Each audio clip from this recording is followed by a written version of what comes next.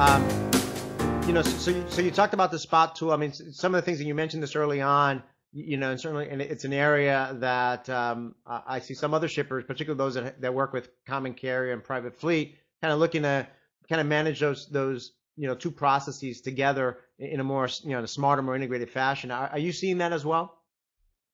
Yeah, that's a big part of what we see.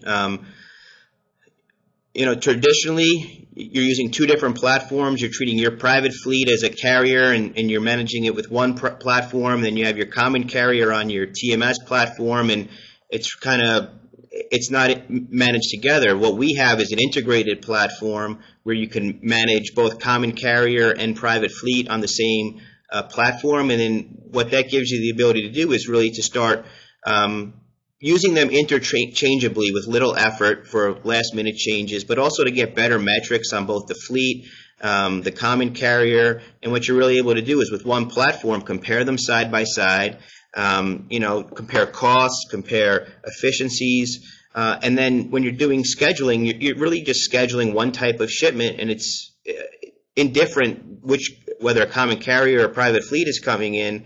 It's a very seamless process. So, more and more what we see is people leveraging private fleets to the degree that they can, because they still face some of the driver issues that the common carriers face. But they do have a little bit of an easier time recruiting drivers, because I think for a driver, the preference is to work for the shipper, to work for